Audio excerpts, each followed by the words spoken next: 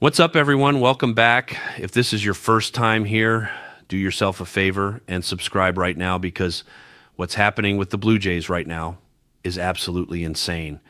And you're going to want to follow every single second of it. This isn't like previous off seasons where we're all sitting around complaining about how slow things are moving or how the front office is just waiting around. No, not this time. They identified their target. They went out and got him. And according to everything we're hearing, this is just the beginning.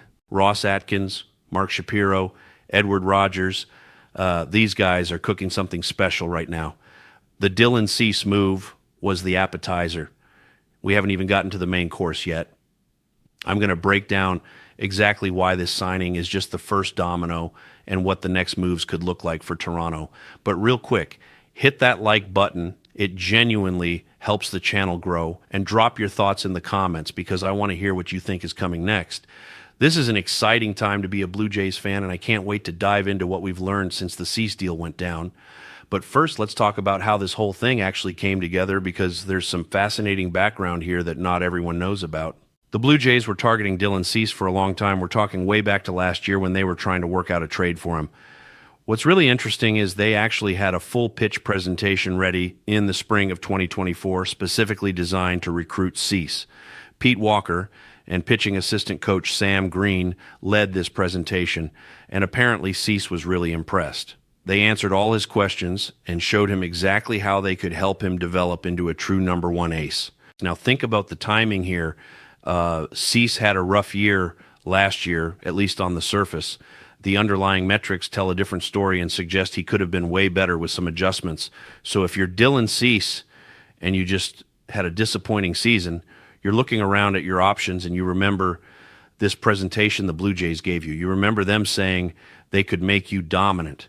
And now you're watching them come within one game of winning the World Series. You're seeing players talk about how great the organization is. Suddenly everything clicks. This is where you want to spend the next 7 years of your career.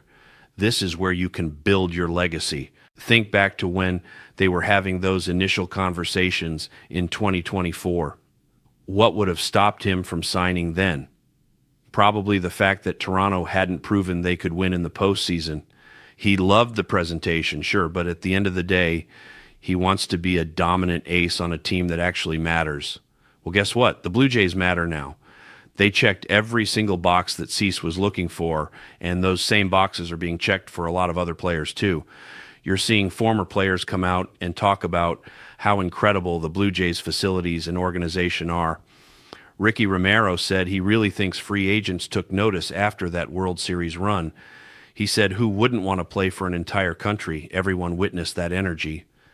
Then Kevin Pillar followed up saying the world-class facilities don't hurt either, and mentioned how well the organization treats players' wives and kids. That stuff matters more than people realize. So you put it all together. The Blue Jays now have playoff pedigree.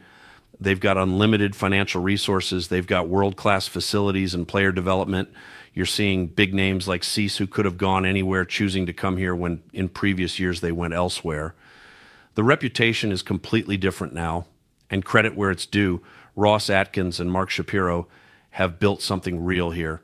I know we've been critical of them in the past, and honestly, we had every right to be because the results weren't showing up. But the results are showing up now. It's starting to show to other free agents and their agents. Players genuinely want to play here now. Even Scott Boras, and yeah, I know everyone has feelings about Boras, but he's one of the most powerful agents in baseball. You know, he came out and absolutely praised the Blue Jays. When you become a winning club, players take notice. That was the final piece of the puzzle for how to attract free agents to Toronto. You build the facilities, you build the reputation, and then you win. The Blue Jays are right there on the doorstep. They almost won it all last year. If you're a free agent hearing how great this organization is, you're thinking maybe you could be the piece that completes the championship run. I highly recommend reading that Sheeta Viti article because Barras goes on for paragraphs talking about Toronto.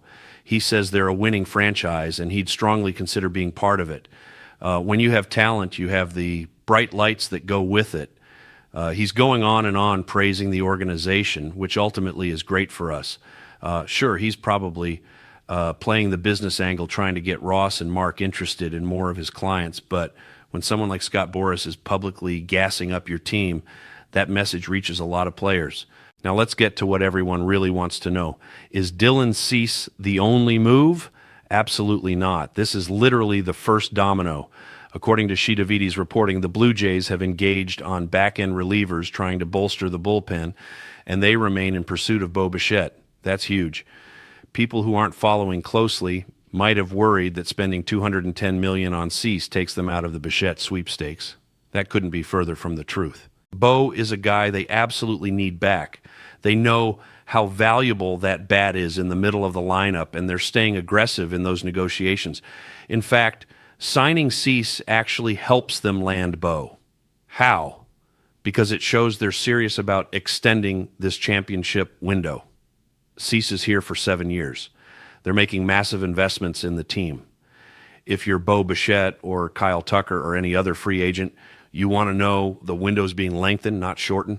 Getting elite players is never a bad thing.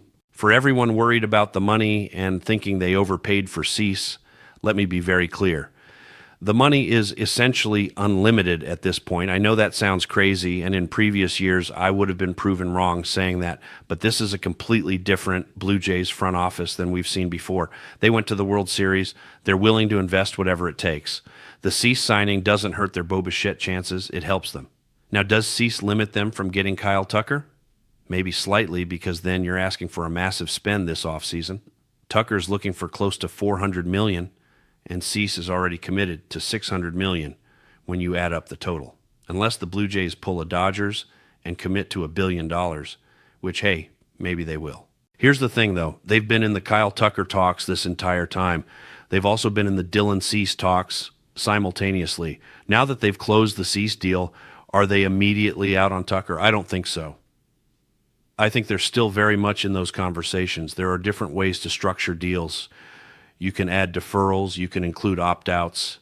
Bob Nightingale mentioned that if they include opt-outs in Bichette's contract, it might make them more likely to add Tucker. There are creative ways to make the money work. This is just where the Blue Jays are now as an organization. You shouldn't be saying they can't get this guy because they got that guy.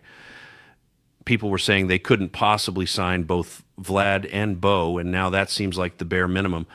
They just threw $210 million at someone who wasn't even in their organization. If they prioritize Bo Bichette's value, which they clearly do, they'll spend $200 million without hesitation. Mark Feinsand basically confirmed that Bichette is probably still the number one priority for Toronto. Looking at it from the outside, it's pretty obvious they still need to get that done. That was always priority one from the start of this offseason. Get Bo locked up, then add pitching. They just jumped ahead and got the pitcher first. Now they still need to knock off that first domino. It's either Bo or Tucker, but they're absolutely going after a big bat. And based on Shee's reporting, expect them to land a high-leverage reliever too, because let's be honest, Jeff Hoffman, as the closer, isn't going to cut it for a championship roster.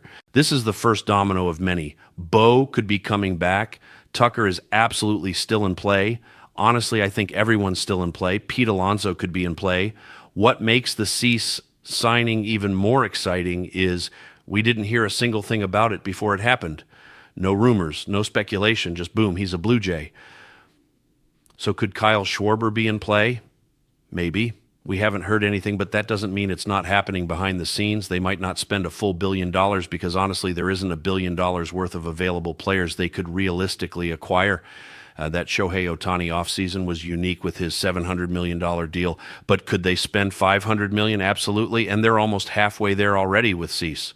If you go get Bo Bichette or Kyle Tucker, that's another huge chunk. Add one more significant piece, and you're already at that $500 million mark. This is going to be one of those off seasons that separates the Blue Jays from the rest of the league. You've got the Mets, the Dodgers, the Phillies, the Yankees spending big. The Blue Jays want to join that party, and we're going to be a top 5 payroll team again, maybe even top 3 when everything is finalized. We're playing with the big boys now. Get ready, Blue Jays fans, because you should expect your team to be competing at the highest level for at least the next 4 to 5 years minimum. The window's wide open, and they're going all in. This offseason is going to be wild, and we're going to cover every single move as it happens. Drop your thoughts in the comments about what you think is coming next.